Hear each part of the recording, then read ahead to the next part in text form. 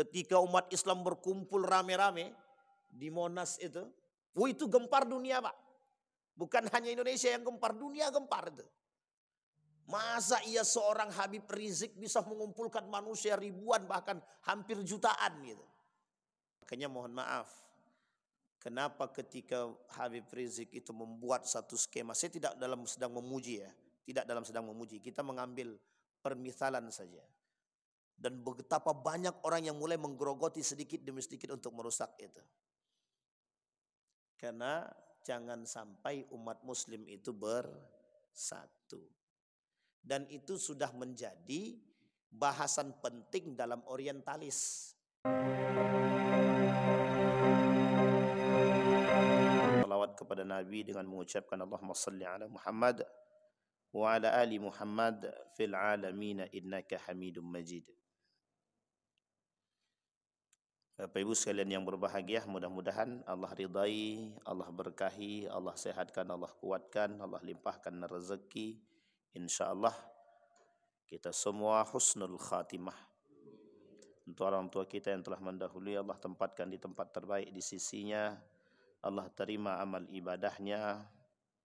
Kemudian Allah kumpulkan bersama orang-orang yang saleh. Dan kemudian untuk orang tua kita yang masih hidup, Allah kuatkan, Allah sehatkan, Allah luaskan rezeki. InsyaAllah husnul khatimah. Amin ya rabbal alamin.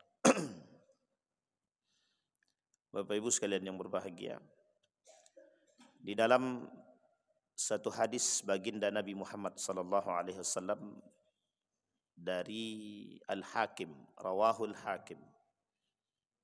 Kata baginda Nabi Muhammad sallallahu alaihi wasallam, an Abi Hurairah radhiyallahu anhu, sami'tu Rasulullah sallallahu alaihi wasallam yaqul. Kata Nabi, sayusibu ummati da'al umam. Wa qala ya Rasulullah, wa ma da'ul umam? Qala al-asharu wal batalu, at-takatsur wat tanajusu, at-tabaghut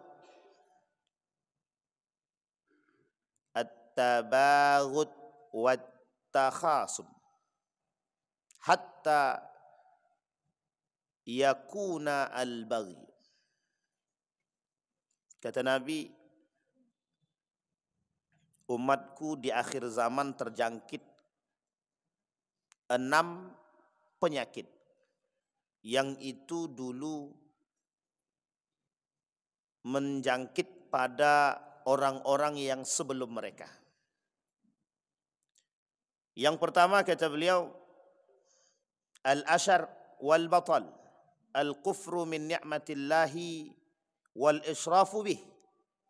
Orang-orang yang kufur akan nikmatnya Allah dan orang-orang yang berlebihan atas nikmatnya Allah. Yang ketiga, at-takatsur wat tanajus. Orang-orang yang menumpuk harta dan berlebih-lebihan dalam menghirup dunia. Wat tanajus fid dunia. Yang kelima, at-tabaghut, saling membenci antara satu dengan yang lain. Wat tahasud, saling iri. 6 hal. Kata Nabi, 6 perkara ini yang akan menjangkit pada umatku, dan penyakit ini yang 6 dulu telah terjangkit pada orang-orang sebelumnya. Orang-orang sebelum yang terjangkit itu pra-Islam, sebelum Islam datang atau jahiliyah lah. Jahiliyah sudah kita bahas di sini yang 4 poin dalam Al-Quran. Hukmul jahiliyah, dhannal jahiliyah, tabarrujal jahiliyah, hamiyatal jahiliyah. Ada 4 tuh. Itu karakter jahiliyah tuh. Tapi dari 6 poin tadi juga sama. 6 poin itu juga disebutkan karakter jahiliyah sebelum datangnya Islam. Al-Quran berbicara 4 karakter dalam Al-Quran yang disebutkan secara zahir tentang kejahiliyahan itu. Tapi Syekh Abdul Razak mengatakan ada sekitar sekian banyak karakter jahiliyah di dalam Al-Quran. Dan karakter-karakter itu tidak disebutkan secara spesifik bahwa itu adalah jahiliyah. Gitu. Tapi dari 4 yang tadi itu sudah zahir. Karena Al-Quran yang berbicara zannal jahiliyah. Kemudian hukmul jahiliyah, tabarrujal jahiliyah, kemudian hamiyatul jahiliyah. Dan keempat-empatnya Allah sebutkan dalam Al-Quran. Itu jahiliyah semua tuh. Uniknya jahiliyah ini, itu sebelum datangnya Islam. Islam belum datang tuh. Kalau kita berbicara tentang 6 hadis tadi, dari 6 poin tadi yang dalam hadis Nabi tadi, kata Nabi sama, itu juga sebelum Islam datang. Karakter sebelum Islam datang. Jadi karakter manusia pilihan tuh kelihatan tuh. Nabi manusia pilihan itu. Abu Bakar tidak pernah neko-neko. Abu Bakar tidak pernah neko-neko. Umar bin Khattab juga nggak pernah neko-neko. Ya memang hobi gelut tapi kan tidak neko-neko juga. Umar bin Khattab tidak pernah mabuk dia. Umar bin Khattab itu karakternya memang baik dari sebelumnya. Utsman bin Affan bukan pemain judi dia. Bukan pemain perempuan. Ya kaya memang kaya ada. Apalagi Ali bin Abi Thalib. Karakter bapaknya Abu Thalib itu dikenal. Abu Thalib, Abdul Muthalib itu dikenal sebagai orang yang betul-betul baik. Jadi keluarga Abdul Muthalib itu satu keluarga itu orang baik semua. Orang baik semua. Sehingga menurun karakter itu. Jahiliyah itu pada masanya itu karakter yang tadi disebutkan oleh Nabi. Yang pertama orang-orang yang kufur dengan nikmatnya Allah. Sebenarnya bukan kufur dengan nikmat Allah karena memang mereka tak pernah bersyukur. Ya karakternya begitu memang. Ya kaya karena memang belum ada tolak ukur gitu. Yang jelas kami kaya ya sudah, kami punya kuasa. Gitu. Kalau dia sudah kaya ya sudah punya kuasa. Gitu. Sehingga Bapak Ibu, di dalam satu pandangan para ulama itu, setidaknya ada 4 poin kehancuran satu negeri. Tanda dekatnya kehancuran satu negeri. Jadi ada sekitar 4 sampai 5 poin. Kata para ulama itu yang dinukil dari perkataan Allah di dalam Al-Quran itu setidaknya itu ada 5 poin setidaknya ya. 5 poin yang tanda dekatnya akan kehancuran satu negeri. Itu kan lumayan juga itu kalau bicara tanda dekatnya kehancuran satu negeri itu. Salah satu di antara 5 poin itu, satu di antaranya ada namanya orang kaya yang durhaka gitu. Kalau bicara orang kaya mesti kaitannya dengan harta kan gitu. Kaitannya dengan harta. Tapi subuh hari ini kita tak berbicara pada aspek itu. Karena orang sudah paham tuh. Karena di dalam Islam itu sudah jelas kenapa sebabnya runtuh peradaban Islam. Dan kita sampaikan jauh-jauh hari di sini. Islam itu runtuh dengan berbagai macam aspek. Salah satu di antaranya sebab kata Nabi cinta terhadap dunia kan. Itu sebabnya. Sebab yang zahir. Ada faktor internal dan faktor eksternal dan faktor internal. Eksternalnya adalah negara-negara yang memang tak suka dengan Islam. Dan sampai sekarang kita rasakan itu. Orang-orang yang tak suka, negara-negara yang tak suka dengan Islam itu. Dan itu sudah disampaikan Nabi dalam isyarat hadisnya. Negara-negara Islam yang ditundukkan oleh Eropa menjadi jongos mereka. Dan itu zahir, jelas. Dan di hadapan mata kita hari ini ada satu video itu sangat tenar sekali sekarang. Berseliweran kemana-mana. Video lucu yang dibuat oleh orang Yaman tentang kasus negara-negara yang tunduk terhadap Eropa. Itu salah satu di antaranya ada beberapa negara-negara Islam itu seperti Dubai dan lain sebagainya. Ya tidak bisa kita pungkiri. Ini masa ketika itu disebut dengan sebagai inhitatul Islam. Turunnya Islam. Tapi marwah Islam itu tidak pernah redup. Marwahnya Islam tidak pernah redup. Sehingga kita perlu memahami yang harus kita pikirkan sekarang itu bagaimana strategi kemudian untuk membangkitkan peradaban Islam itu sendiri. Itu yang pertama. Yang kedua, kata para ulama, bagaimana model untuk membangkitkan kembali semangat juang para orang-orang muslim dan mukmin ini. Yang ketiga, Islam pernah berada pada posisi kejayaan yang sangat panjang. Sehingga orang barat, filsafat, ahli filosof, para filsafat atau orang filosof barat itu tidak mau mengakui masa keemasan Islam, kan begitu. Itu tidak mau mereka mengakui. Nah Bapak Ibu, di dalam proses ini kita kembali merujuk kepada sejarah, bagaimana model kebangkitan Islam itu pada masanya. Kita ambil contoh yang paling fenomenal itu sejarahnya adalah Perang Salib ya, Perang Salib. Perang Salib itu fenomenal sangat Pak, sangat fenomenal sekali karena memang Salahuddin Al-Ayyubi, manusia yang punya prestasi gemilang saat itu.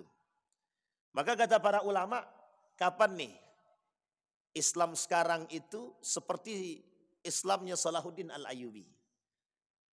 Kapan nih orang Muslim sekarang itu seperti Salahuddin Al-Ayyubi? Nah, sekarang kalau kita rujuk kepada karakter Salahuddin Al-Ayyubi, kita rujukkan karakternya, itu kalau kita tinjau dari hadis yang tadi, itu ke 6 poin itu tidak ada di situ Pak. 6 poin tadi tidak ada. Yang di hadis Nabi tadi. Al-ashar wal-batal, at-takathur wat-tanajus, at-tabaghut wat-tahasud. Itu menjadi poin Pak. Karena meruntuhkan, melawan musuh yang paling berat itu adalah musuh diri sendiri kan. Musuh paling berat itu ya diri sendiri. Maka kata para ulama itu, kembalinya Salahuddin Al-Ayyubi. Kembalinya Salahuddin Al-Ayyubi. Sekarang kita mau lihat sedikit. Bagaimana model kebangkitan Islam pada masa Salahuddin Al-Ayyubi. Apa yang dilakukan oleh Salahuddin Al-Ayyubi dalam Perang Salib itu. Betapa besarnya peran Islam. Kalau bahasa lainnya, itu sama ketika Nabi berada dalam Perang Badar. Sama ketika Nabi dalam Perang Badar. Nabi berdoa begini kepada Allah. Ya Allah, kalau ini kami kalah, atau engkau tidak menangkan kami, niscaya tidak akan ada orang yang menyembah dirimu. Sama Pak. Sama ketika itu. Dalam perang itu motivasinya sama. Islam ini tidak akan kembali berkibar jika memang tidak menang. Makanya disebut dengan perang fenomenal. Itu dalam sejarah sangat dicari. Dan fenomenal betul sejarah tentang Salahuddin Al-Ayyubi. Nah, Bapak Ibu sekalian yang berbahagia. Sekarang yang ingin kita sampaikan adalah begini. Kita nih Bapak Ibu sudah banyak menghadapi persoalan-persoalan itu.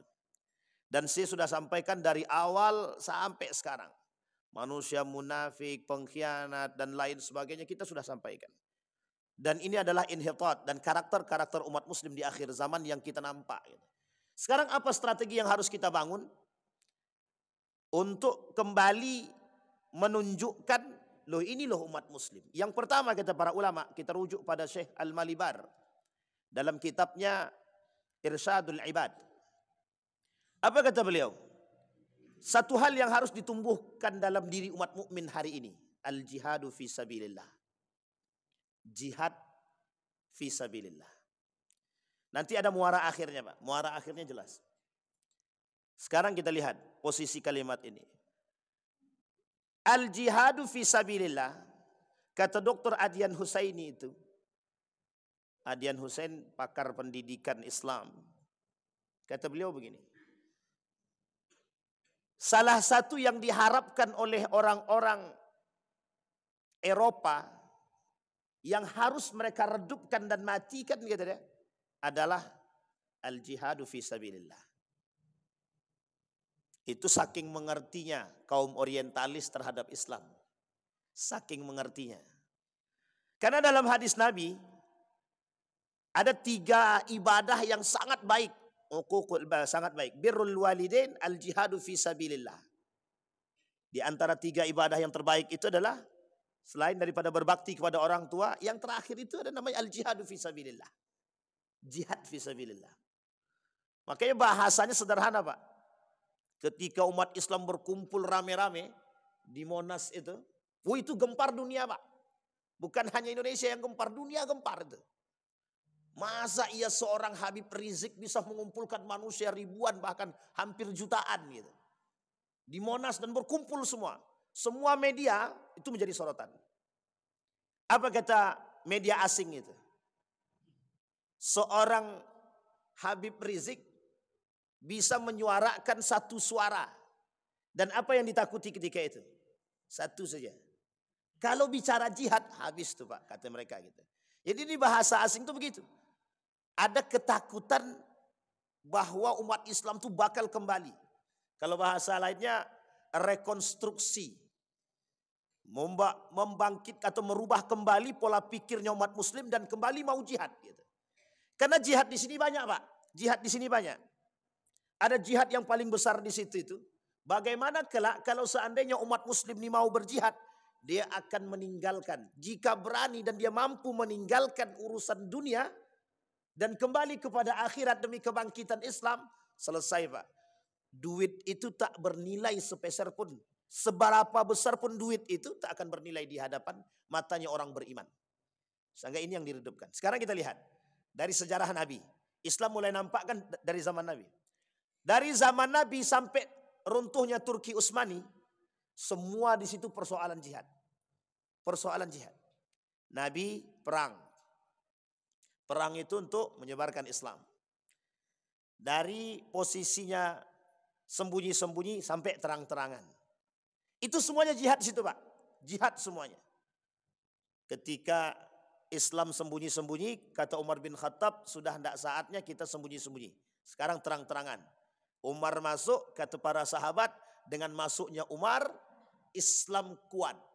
Kata sahabat, Islam kuat. Karena sejalan dengan hadisnya Nabi.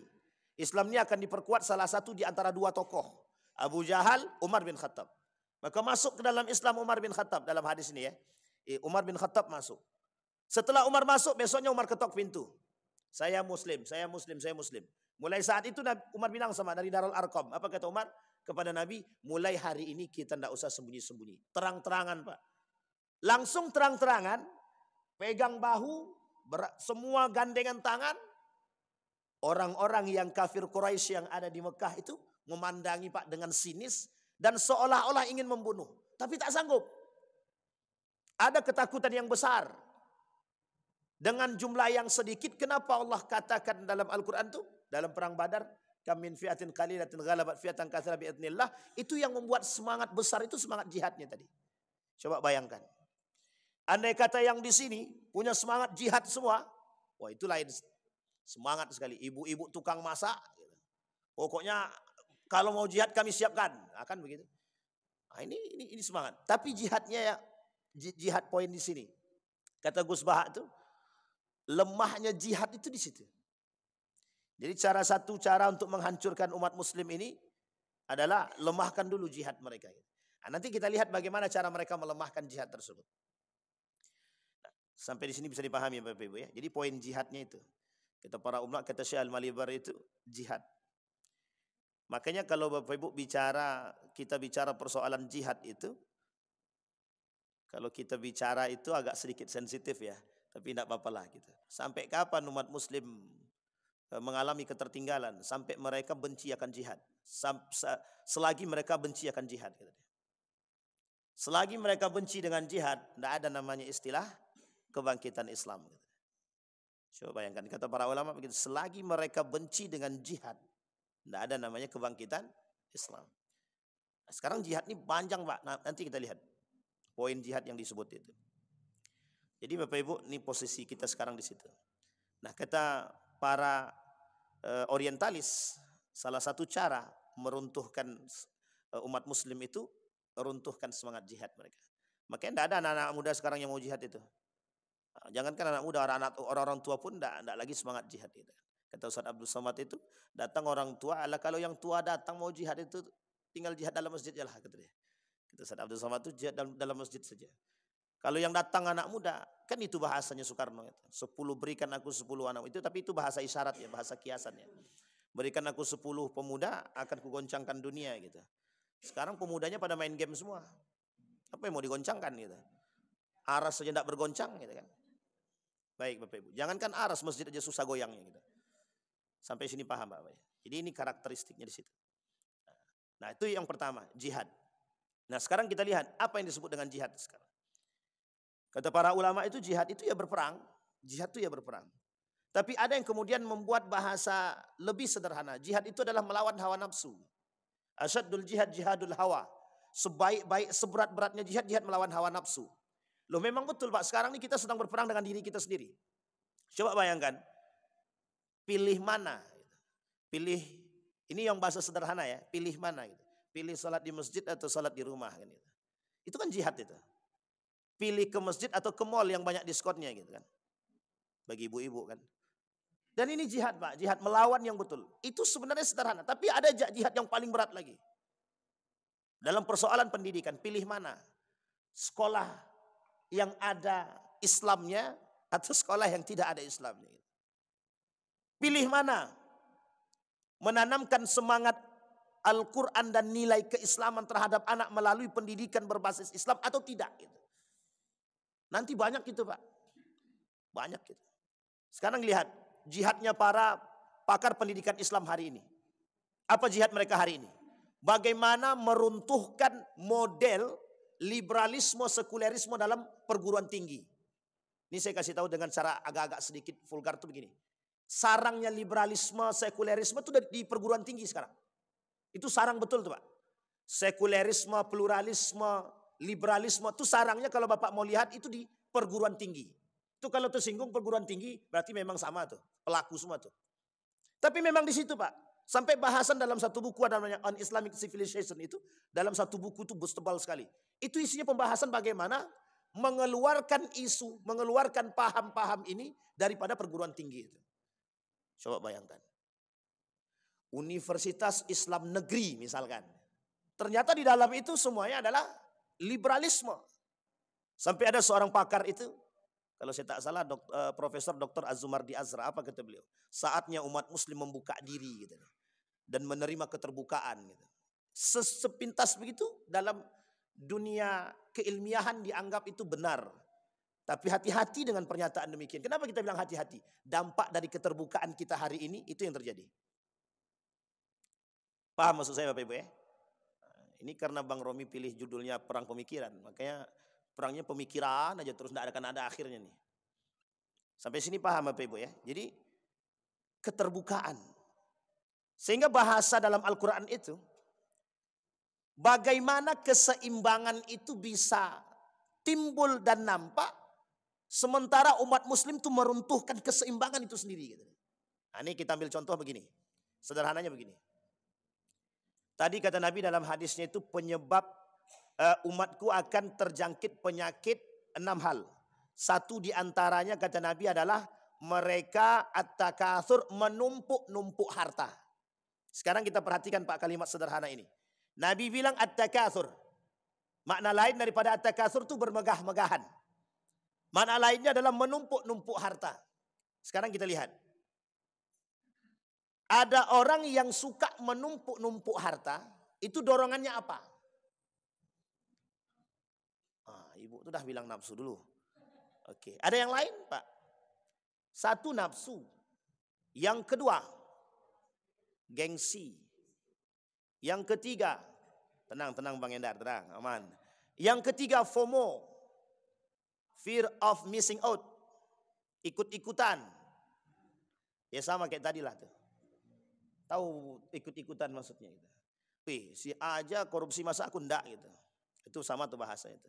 Jadi sekarang itu bahasanya, ini bahasa yang terlambat menurut saya. Naturalisasi korupsi itu terlambat. Tahu Bapak Ibu naturalisasi, normalisasi. Maaf bukan naturalisasi, normalisasi. Jadi semua kejahatan itu sekarang dinormalisasikan gitu. Normalisasi itu bagaimana? Dimaklumkan maksudnya gitu, dimaklumkan. Kita anggap begini. Anggap di dalam Islam itu kan korupsi, maksiat, zina, riba, segala macam ini kan bagian luar daripada inti nilai daripada Islam. Nah, sekarang dinaturalisasikan gitu. Dimasukkan ke dalam Islam seolah-olah ini hal biasa di dalam Islam. Bahasa lainnya normalisasi lah gitu. Kata Anies Baswedan itu,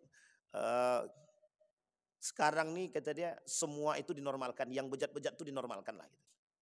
Dinormalkan tuh yang dulunya korupsi itu satu hal yang sangat menakutkan, biasa aja gitu. Ya sama begitu sekarang gitu. Makanya sekarang kembali kepada poin tadi, menumpuk-numpuk harta. Ada model gengsinya, ada karena nafsu dia, ada karena FOMO-nya gitu. Ada karena tekanannya gitu. Dan karena ada dorongannya dan lain sebagai aspek atau dampaknya. Pertanyaannya adalah, dalam model seperti ini, betulkah Islam mendorong orang untuk menjadi kaya dengan cara dengan alasan seperti itu? Sekarang saya tanya, betul enggak Islam mendorong umat muslim untuk kaya dengan cara, mohon maaf, karena gengsi, karena ingin dipandang orang, karena ingin dilihat orang, karena ingin mendapatkan kemuliaan, karena tekanan.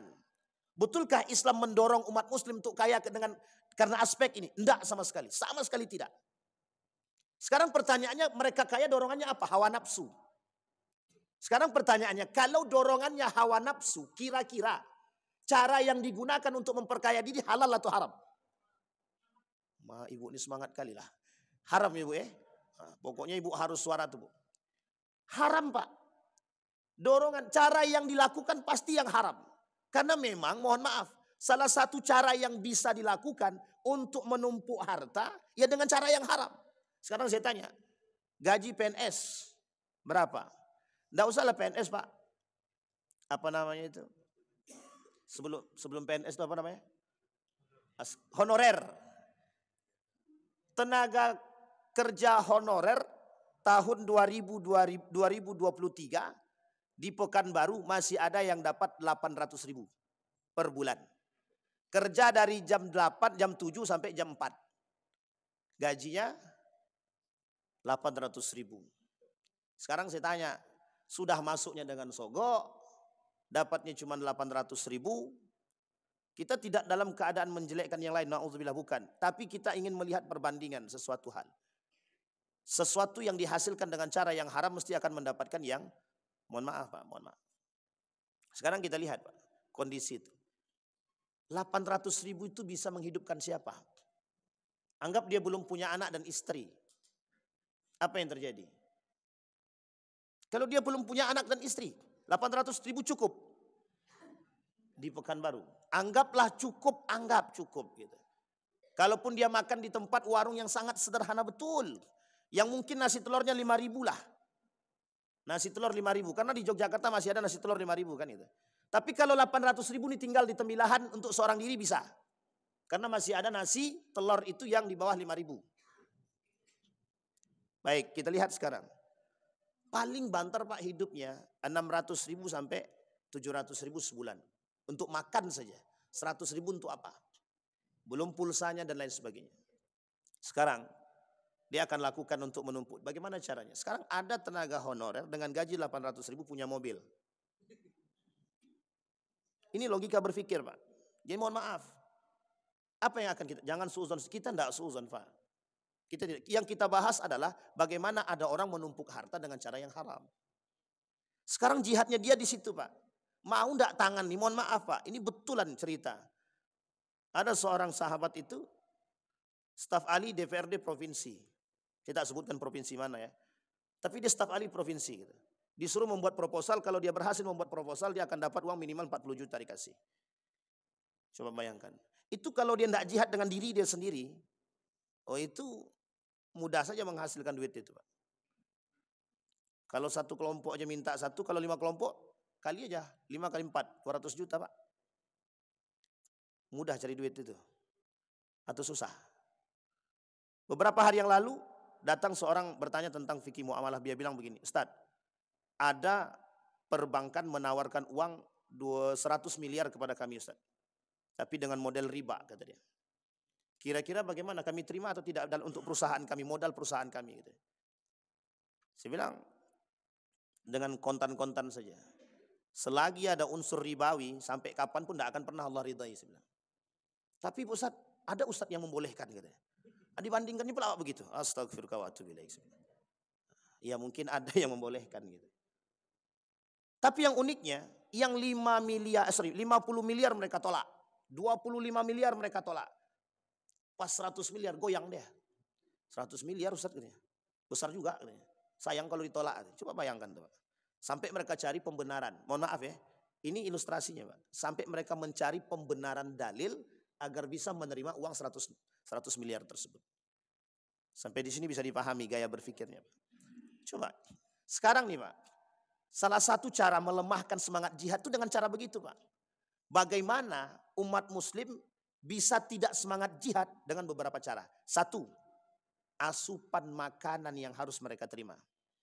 Apa kata Profesor Dr. Muniarti, Rektor Tazkiyah, Universitas Tazkiyah di Bogor. Apa kata beliau?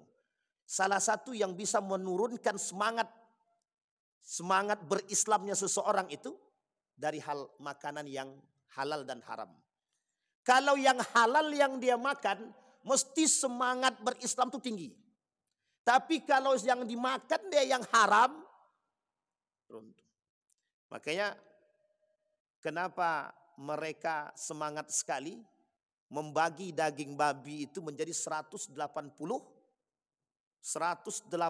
macam bagian yang diterjemahkan dalam bahasa Inggris dalam setiap itu berbeda semua. Dari 1 sampai 180 itu semuanya beda bahasa Inggrisnya. Dan itu bagian-bagian dalam pada daging babi tadi. Yang oleh mereka dikatakan 160 produk dihasilkan dari seekor babi.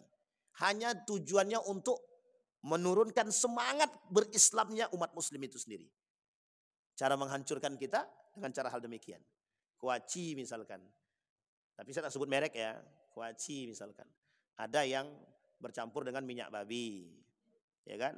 Vaksin bercampur dengan entah minyak babi, entah daging babi, enggak tahulah kan. Dan lain sebagainya Pak. Sampai kita sulit mencari makanan. Betul-betul. Semangat kita di akhir jihad kita di akhir zaman ini berat Pak. Makanan kita harus cari mana yang sehat, mana yang baik gitu. Itu betul-betul jihad Pak. Karena di situ kita diredupkan dengan gaya begitu Pak. Mau enggak mau. Itu satu. Yang pertama tadi cara meredupkannya adalah bagaimana makanan yang kita makan ini halal atau haram. Sekarang kelihatan umat muslim pilih mana? Halal atau haram? Halal Ustaz. Sekarang di antara halal itu ada lagi. Yang baik atau yang kurang baik? Starbucks itu halal tak? Halal. Coca-Cola halal atau tidak? Halal. Ajinomoto halal atau tidak? Halal. Halal semua itu Pak. Ada merek halalnya. Ada label halalnya itu Pak. Sekarang pertanyaannya baik apa tidak? Kan gitu. Nah, itu pandai-pandai Bapak Ibu lah. Sampai sini paham Bapak Ibu ya. Dulu pernah terjadi normalisasi babi. Tahu maksudnya normalisasi babi? Diangkat gaya berpikir begini. Apa yang membuat babi itu haram? Cacing pita. Bersihkan cacing pitanya. Jadi halal babinya katanya. Coba bayangkan Pak. Sama dengan minuman khamar. Minuman khamar itu apa yang diharamkan oleh Allah? Memabukkan. Berarti kalau kami minum sedikit tidak mabuk, berarti kami tidak haram katanya. Sekarang saya tanya, mabuk minum khamar? Saya pernah diskusi dengan salah seorang mahasiswa, tapi mahasiswa ini pakar di bidang ahli baca kitab. Saya tanya, apa hukumnya minum khamar itu? Mabuk. Mabuk itu haram. Sekarang pertanyaannya apa ilatnya, apa masalahnya? Masalahnya pada mabuknya. Berarti kalau dia minum sedikit tidak mabuk bagaimana? Halal apa haram? Ya haram juga Ustaz, tapi dia nggak mabuk katanya. Iya juga ya. Ragu langsung mahasiswanya Pak. Itu yang dibuat mereka gaya berpikirnya kaum orientalis liberal itu begitu caranya. Sekarang pertanyaannya, mabuk enggak kalau minum sedikit? Enggak mabuk Ustaz. Berarti kalau enggak mabuk haram enggak? Kalau ilatnya adalah keharaman. Tapi keharaman khamar dan judi itu mutlak Pak. Haramnya itu ain dan secara zat juga sudah diharamkan. Jadi mau sedikit kayak mau banyak kayak mau judinya cuman jongkok kayak segala macam haram tetap itu Pak. Sampai sini paham Pak ya? Tapi kan kita dibawa berpikir begitu gitu. Nah orang yang melakukan perbuatan-perbuatan seperti ini, mohon maaf betul. Orang yang membuat perbuatan-perbuatan seperti ini, yang sudah zahir keharamannya, tapi kemudian mereka balik untuk bisa dihalalkan, itu mesti banyak makan yang haram-haram juga. Ada paling tidak. Sekarang kalau kita tanya, siapa di antara kita yang tidak pernah makan makanan hal yang haram? Bukan haram secara makanan, tapi mungkin bisa jadi haram secara pendapatan. Kan kalau kita bicara seperti ini Pak, ini kata Agim, perhatikan betul makanan yang engkau makan. Karena yang masuk ke dalam kita kalau kotor-kotor ya Pak, itu membahasakan ini yang susah. Sehingga kalau kita fikir-fikir, mohon maaf saya punya seorang kawan penghafal Quran. Apa kata beliau? Ustadz kasih saya kebetulan ngasih beliau sesuatu. Langsung ditanya sedetail mungkin Pak. Sebenarnya saya sangat risih ketika ditanya, tapi berpikir kembali Pak. Ustadz kasih saya ini dari mana? Duitnya dari mana? Kan kalau ditanya begini kan kita agak-agak gimana Pak? Tapi Ustadz mohon maaf Ustadz, ini Ustadz tidak ambil dari yang lain kan? Ini halal kan? Saya bilang ya Allah, saya bilang. Masih juga ragu dia gitu. Halal, tapi mungkin bisa jadi wajar Pak, wajar gitu. Saya tidak mau Ustadz sesuatu yang masuk dalam perut saya ini jangankan yang haram Pak, yang subhat dia nggak mau kata dia. Karena susah saya menghafal Quran kata dia. Coba bayangkan Pak jawaban dia. Kami susah menghafal Quran Ustadz kalau yang subhat itu masuk. Yang subhat masuk susah menghafal Quran. Gimana yang masuk yang haram? Itu yang subhat Pak. Paham ya? Bisa dipahami Pak ya? Jadi jangan menormalisasikan sesuatu yang memang sudah tidak baik. Itu kenapa kita harus baikkan gitu. Apa kata beliau? Karena mohon maaf, yang makan yang haram. Kalau dalam hadis Nabi gini, orang yang memakan makanan yang haram, masrabuhu haram wa ma'kuluhu haram, wa libasuhu haram wa malbasuhu haram, anna yustajabalah. Allah tidak akan pernah terima tolak. Allah tidak akan pernah menerima doanya sama sekali kata Nabi kan. Sekarang itu doa. Sekarang kita tinjau dari aspek itu. Bapak Ibu boleh cek itu, boleh cek. Mau lakukan penelitian silahkan. Suruh orang-orang melakukan penelitian, siapapun dia. Lakukanlah penelitian. Apa dampak daripada makan makanan yang haram? Mesti akan ditemukan Pak. Baik secara ilmiah ataupun non ilmiah. Orang yang memakan yang haram sulit bagi dia untuk menerima yang sifatnya baik itu sulit Pak. Orang yang memakan sesuatu yang haram, yang sifatnya haram secara jenisnya, fisiknya, apalagi dengan cara pendapatan yang haram. Tadi makanan kan, sekarang model pendapatan. Cara pendapatannya dengan cara yang haram sama. Dia ada makanan yang haram karena makanan itu sendiri. Yang kedua ada makanan yang halal tapi jadi haram karena pendapatannya. Kemudian ada karena pekerjaan yang haram. Di akhir zaman itu kata Nabi, ada sekian banyak pekerjaan-pekerjaan yang menjadi haram. Menjadi haram, ingat kalimatnya menjadi haram. Artinya yang sebelumnya tidak haram bisa jadi haram. Jika ada aspek-aspek tertentu. Salah satunya notaris. Notaris itu bisa jadi haram kalau ada unsur keharamannya. Semua pekerjaan begitu. Kalau ada unsur keharamannya, pekerjaan tersebut bisa jadi haram. Kemarin ada yang bertanya begini, 2 hari yang lalu. Ustaz, kami buka usaha. Cuma pemodalnya bukan kami Ustaz. Ada orang yang punya modal banyak Ustaz. Tapi kami cuma melakukan saja. Sementara yang punya modal ini Ustaz, dia pinjam uang dan deposito uang di bank konvensional katanya. Dia semuanya begitu aja pertanyaannya tuh. Saya bilang, nah, itu bagaimana itu Ustaz? Haram apa tak haramnya itu? Kalau haram kami tinggalkan. Itu kalau langsung kita haramkan langsung ditinggalkannya Pak. Tapi apakah ulama langsung mengharamkan begitu? Tak Pak, tengok dulu. Yang bekerja ini bagaimana orangnya, karakternya nih. Yang bekerja ini, itu ditinjau sedemikian Pak. Sampai ke akar-akarnya dilihat sama para ulama. Oh si fulan bekerja. Itu kalau sempat diharamkan pekerja-pekerja bank konvensional haram semua itu Pak. Tapi ulama tidak langsung mengharamkan demikian. Ada sebabnya, itu yang ditinjau Pak. Begitu Islam tuh Pak. Cuma keberhati-hatian Islam terhadap sesuatu hal yang haram dan syubhat itu, kata Ibnul Qayyim Al-Jauziyah itu syubhat itu mesti mengantarkan pada yang haram. Apa kata Nabi dalam hadis? Faman waqa'a fi syubhat waqa'a fil haram. Yang terjebak dalam kesyubhatan mesti terjebak dalam keharaman. Itu Nabi yang bilang dalam hadis. Sampai sini paham Pak ya? Ini cara meruntuhkan semangat jihad dalam diri seseorang tadi, dalam diri seorang muslim, asupan yang halal dan haramnya. Sampai di sini bisa dipahami Pak ya? Yang kedua. Bagaimana cara mereka meruntuhkan semangat jihad dalam diri umat muslim tadi? Yang kedua, dibuatlah mereka cinta terhadap dunia. Bagaimana cara mereka cinta terhadap dunia? Apa yang disukai oleh umat muslim, umat manusia hari ini? Ini poinnya. Andalusia pernah kita ceritakan di sini sebab dengan musik misalkan. Dengan musik saja bisa meruntuhkan semangat. Kenapa Ustaz Adi Hidayat bilang memang posisi musik ini ikhtilaf di tengah para ulama kata dia. Tapi yang dikhawatirkan para ulama itu adalah yang dikhawatirkan oleh para anbiya nabi itu adalah yang dikhawatirkan yang disebutkan dalam Al-Qur'an itu adalah melalaikan. Kalau kita bahasakan melalaikan, mohon maaf Pak. Mohon maaf lah Bapak Ibu pasti bisa jawab sendiri kan. Musik mana yang tidak melalaikan sekarang? Uang 17 Agustus saja refleksinya azan berkumandang musik jalan terus. Itu refleksi kemerdekaan tuh. Yang kita syukuri, kita mensyukuri kemerdekaan. Mensyukuri kemerdekaan, tapi mereka tidak tahu kemerdekaan itu diberikan dari anugerah ilahi. Harusnya kan rasa syukurnya jelas gitu. Jogetnya jalan, campur baurnya jalan, judinya oke, khamarnya oke, tapi refleksi kemerdekaan. Di mana letak kemerdekaannya itu? Wallahu alam. Sampai sini paham Pak ya? Musik. Jadi dibuat sesuatu yang bisa menikmati, bisa dinikmati. Eropa pada masanya, salah satu pengaruh musik di Eropa itu pada masa Ziryab, Andalusia.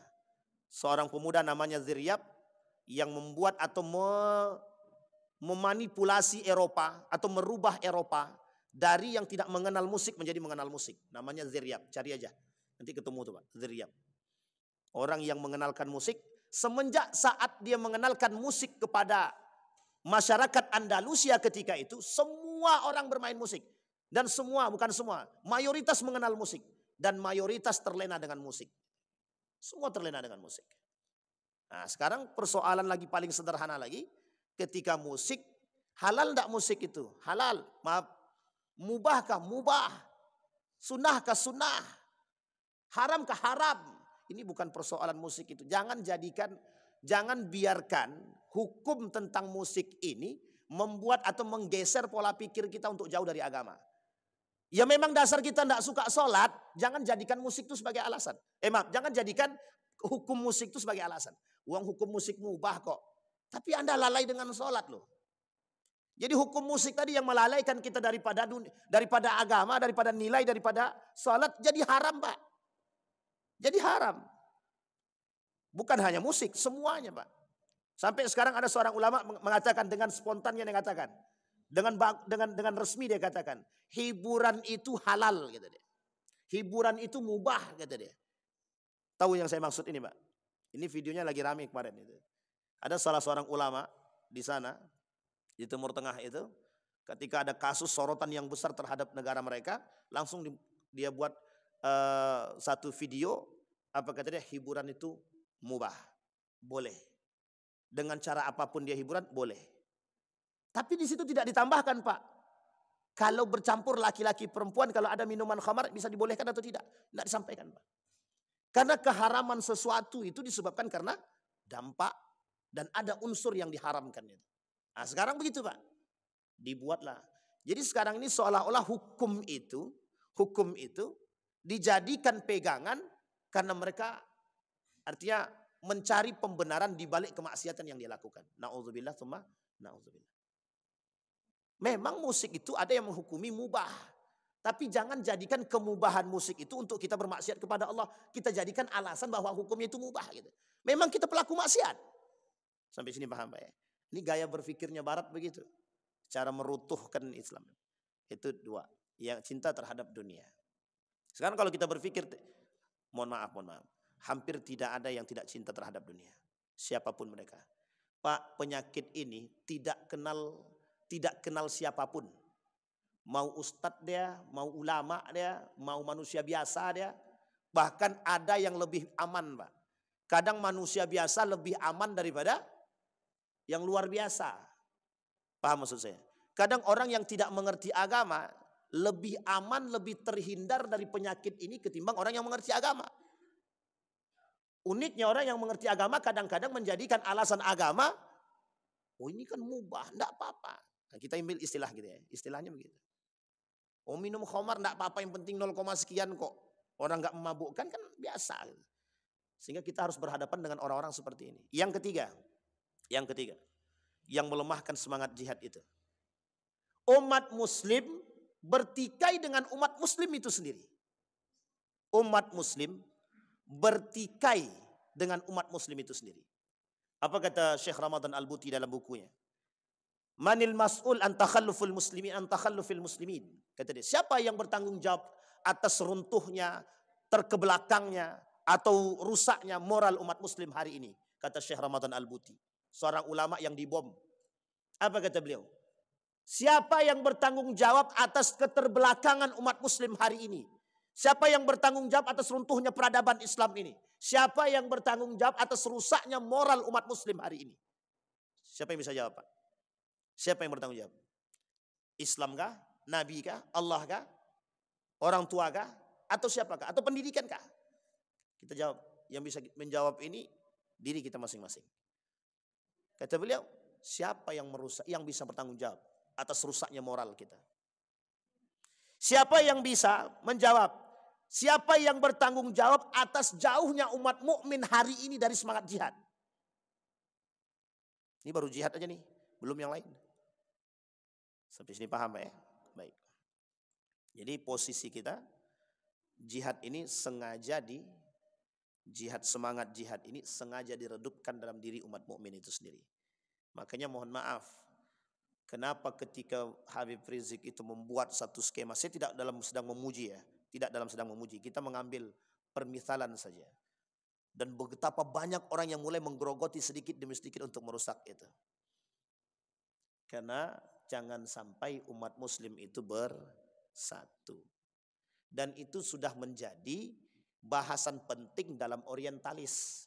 Kami pokoknya harus merusak umat muslim. Itu hukumnya wajib. Nah, gitulah bahasanya, Pak.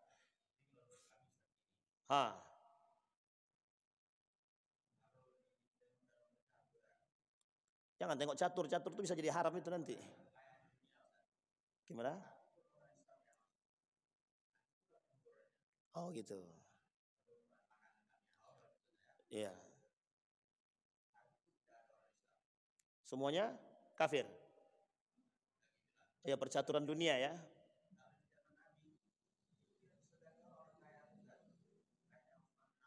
Ya, Abdurrahman bin Auf, Abu Bakar ya. Baik. Sama-sama Pak, bagus Pak. Alhamdulillah. Betul Pak. Sekarang sebenarnya banyak orang-orang muslim yang perhatiin itu banyak. Sekarang nih, mohon maaf Bapak Ibu jangan tersinggung ya. Umat muslim hari ini banyak yang punya misi yang sama dengan kita. Banyak. Cuma untuk disatukan itu, ini yang menjadi problem kita hari ini. Misal. Ini saya kasih contoh ya, Tapi jangan dibawa kemana-mana. Misal, Bapak Ibu ikut kabilahnya Muhammadiyah misalnya. Yang lain ikut kabilahnya Persis misalnya. Yang lain ikut kabilahnya A gitu. Jadi yang menjadi persoalan kita sekarang ini setiap kabilah ini punya keinginan untuk menjunjung tinggi nilai Islam. Semua sama. Izzahnya sama.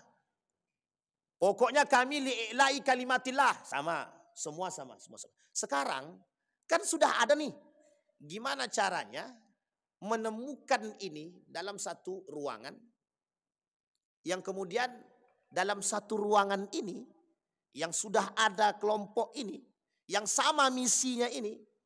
Kemudian menebarkan itu kepada yang lain. Sehingga bisa menggandeng yang lain. Sebenarnya kita cuma butuh itu. Sesederhana itu. Sebenarnya. Cuma, ada cumanya. Kenapa kok susah kali? Itu poinnya Pak. Sampai di sini paham Pak ya? Sekarang saya sampaikan lagi. Mengapa tidak bisa kita menyatukan umat muslim satu persepsi? Itu kata beliau tadi dalam buku itu. Asbabul mutafarriqin. Sebab terpecahnya umat muslim kata beliau. Wal mukhtalifin. Al-ikhtilaf. Terpecahnya umat muslim itu ada banyak dampak, ada banyak sebabnya. Satu di antara sebab tersebut, kita ambil faktornya eksternal bukan internal. Dia ada faktor eksternal dan internal. Kita ambil faktor eksternal.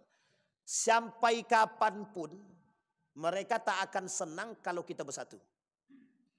Tak akan. Sampai sini paham ya Pak ya? Nah maka di sini Pak poinnya. Artinya yang saya ingin katakan kepada kita, Islam ini itu kalau kita tinjau dari sisi kebangkitannya, itu sebentar lagi Islam ini bangkit Pak. Kita ambil contoh. Kenapa saya bilang Islam ini akan bangkit? Karena sudah janjinya Allah kan. Sudah janjinya Allah akan kebangkitan Islam. Sudah janjinya Allah atas kemenangan atas Palestina. Sudah janjinya Allah kemenangan atas umat muslim hari ini. Itu sudah janjinya Allah. Kenapa kita katakan sudah janjinya Allah? Kita lihat Pak karakternya Pak. Pada masa baginda Nabi, Islam mulai berjaya. Berjayanya Islam karena persatuan. Persatuan Pak. Umar bin Khattab bilang yuk rame-rame. Gandengan Pak.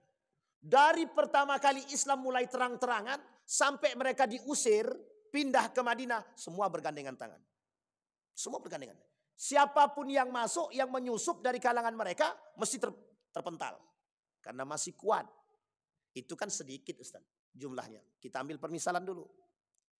Salahuddin Al-Ayyubi. Pada masa Umar bin Khattab, mulai ekspansi keluar Pak. Umar bin Khattab, keluar ekspansi. Islam dibanggakan, izzah Islam ditegakkan. Semangat orang-orang berislam ketika itu jelas. Sampai sini paham ya? Tidak ada yang tidak Pak. Sampai Umar bin Khattab mengatakan semuanya punya. Kalau kalian berperang, pokoknya mati syahid. Sekarang kita nih kurang ya, menyampaikan kalimat mati syahid itu bagi penjihad itu. Orang ada takut mati semua gimana? Tapi adakah cara yang lain yang bisa kita angkat? Ada. Ada cara yang lain. Ada Pak. Peradaban, ingat Pak, satu hal yang harus kita pahami. Islam tidak akan pernah dihinakan. Karena Islam yang punya bukan kita. Yang punya Islam ini Allah. Islam pasti akan bangkit dan dijaga. Umat muslim yang menjaga marwahnya Islam, dia yang akan membangkitkan kembali Islam itu. Mohon maaf, kenapa rakyat Palestina kokoh dengan itu? Itu tujuan mereka Pak. Kami mulia dengan Islam. Sekarang pertanyaannya, umat muslim bangga nggak jadi muslim? Itu aja. Ini poin terakhir sebenarnya. Kenapa Erdogan berani mengatakan identitas kita sebagai seorang muslim? Tidak bisa dilepaskan Pak, politik identitasnya Turki tidak bisa lepas Pak. Apa kata masyarakatnya? Kami sudah capek dengan gaya seperti ini. Akhirnya Fatullah Gulen dengan Erdogan dalam partai pemudanya membangkitkan semangat politik identitas agama. Nah, sekarang pertanyaannya, politik identitas agama itu yang diruntuhkan. Pokoknya kita diruntuhkan dengan cara itu. Apapun caranya harus diruntuhkan. Nah sekarang yang harus kita lakukan apa? Umat muslim itu sendiri. Kemana Anda bermuara, bagaimana caranya? Mulai dari rumah Anda masing-masing. Kata Agim penting Pak. Mohon maaf, kata-kata Agim ini dari dulu sampai sekarang sejalan tuh Pak. Kenapa saya bilang sejalan? Perlu adanya pendidikan agama di rumah khusus bagi kita. Tapi skalanya yang besar kita butuhkan Ustaz. Betul, kita butuh skala besar sekarang. Bagaimana peran para ulama dan umara hari ini? Ada caranya? Ada. Perbaiki dulu sistemnya. Nah ini masalahnya Pak, sistem ini. Itu dikatakan beliau tadi. Bagaimana kita bisa memperbaiki sistem sementara kita tidak di dalam Pak? Ini poinnya Pak. Sekarang yang kita rubah sebelum itu, yang harus kita rubah pola pikir masyarakatnya Pak. Kalau masyarakatnya masih menerima dan masih memilih orang-orang yang mohon maaf pelaku maksiatnya gimana? Sehingga mohon maaf Pak, kita sekarang ini berpikir begini, adalah malas saya jadi anggota dewan, nanti duduk jadi penjahat juga. Ya kalau frame seperti ini kita bangun, ya yang ngisi para penjahat semua Pak. Yang ngisi para penjahat semua. Makanya dilawan. Yazid bin Muawiyah kan sudah berkali-kali kita sampaikan Pak. Yazid bin Muawiyah terkenal kezalimannya, mohon maaf, terkenal kefasikatnya. Diperang Pak oleh Abdullah. Diperang. Diperangi oleh Ibnu Zubair. Kenapa diperangi? Apa jawaban mereka? Kezaliman harus dilawan. Nah, sekarang frame kita adalah bagaimana merubah pola pikir masyarakat ini agar bisa berperang melawan kezaliman. Ustaz, kami cari makan dari situ. Gimana kami mau memerangi kezaliman? Itu masalahnya Pak. Sampai sini paham ya Bapak Ibu ya? Baik, sekarang pertanyaannya kita kembalikan. Apakah perkataan Nabi itu terbukti hari ini? Al-ashar wal batal, al-kufru min ni'matillahi wal israfu billah, wal israfu bih. Terbukti tidak perkataan Nabi orang hari ini kufur dengan nikmat Allah, orang yang berlebihan dengan nikmat Allah? Terbukti tidak hari ini orang-orang menumpukkan harta, orang-orang berlebihan dengan dunia, orang-orang yang saling membenci dan saling melakukan iri hati. Penyakit ini Pak yang tertanam dalam diri kita sekarang. Bagaimana caranya membersihkan penyakit ini dari diri kita dulu? Ini yang penting Pak. Yang kedua yang harus kita lakukan selain daripada jihad, merubah kembali sistem pendidikan kita. Nah, ini Pak mohon maaf, ini kita sampaikan rekomendasi. Adyan Husaini, Hamid Fahmi, Zarkasi, Adnin Armas sudah dan lain-lain sudah merekomendasikan model pendidikan khususnya untuk pendidikan agama di sekolah-sekolah. Agar apa? Untuk merubah sistem pendidikan. Justru yang merekomendasikan ini, ya model pendidikannya nggak dipakai. Kenapa? Ya karena kita nggak punya posisi. Nah, jadi berarti kompleks penyakit kita ini serta optimisme, jangan pesimis, tapi kita wajib optimis. Makanya yang dikatakan oleh guru saya tadi, kata beliau, coba mulai dari diri kita sendiri. Mesti akan ada perjuangan itu, kata Dr. Mustafa Umar itu, perjuangan itu tidak harus dinilai dalam waktu dekat. Anda berbuat hari ini, jangan berharap 10 tahun yang akan datang Anda petik, jangan. Berharaplah, tapi kalau bisa 10 tahun bisa kita petik itu lebih baik. Tapi maksud beliau, itu jihad itu di situ, Pak. Berbuat hari ini, dan jangan pernah berharap bahwa itu akan datang secepat mungkin, tapi teruslah berbuat karena kelak mesti akan terjawab. Itu dia, Pak, kata beliau. Jadi Ridwan, kata dia, sama saya waktu itu nasihatnya, berbuatlah sekarang. Mungkin baru bisa dijawab oleh Allah hasil perbuatan kita nih yang baik ini, mungkin pada generasi kita setelah kita, bisa jadi generasi setelahnya, kata beliau. Artinya jangan pernah berhenti berbuat. Nah, itu yang sekarang harus kita tanamkan dalam diri kita. Kita sekarang merubah pola pikir kita untuk yang baik, terus yang baik. Jangan pernah berpikir bahwa apa yang kita buat ini tidak ada hasilnya. Nah, sikap inilah yang sekarang ini ada dalam diri umat muslim. Seolah-olah kita merasa capek dengan apa yang kita buat daripada yang baik. Nah, inilah yang terjadi. Udahlah capek, toh umat muslim juga segitu-gitu aja, begitu-begitu aja. Itu yang terjadi, Pak. Mohon maaf. Mengapa Palestina kokoh meskipun dibombardir, taruhannya nyawa? Itu yang harus kita jadikan patokan hari ini, Pak. Mereka dalam keadaan lapar masih bisa bertahan, akidah masih aman, tidak berubah sedikit pun. Mengapa kita yang akidahnya jelas, kondisinya aman, kok bisa merubah akidah kita, kok bisa kita rubah hukum kita, kok bisa kita rubah? Karena perut kita sudah diisi dengan yang haram. Maka jangan pernah memasukkan sesuatu yang haram ke dalam perut kita, akan merubah pola pikir segalanya. Sampai di sini bisa dipahami Bapak Ibu ya, dua hal. Nanti kita lanjut di pertemuan yang akan datang, poin-poin selanjutnya. Karena dua hal tersebut yang bisa untuk kita jadikan patokan untuk membangkitkan semangat atau kemudian peradaban Islam. Yang pertama jihad, yang kedua rekonstruksi pendidikan. Yang pertama jihad, yang kedua rekonstruksi. Nanti insya Allah poin-poin selanjutnya kita sampaikan di pertemuan yang akan datang dengan izin Allah.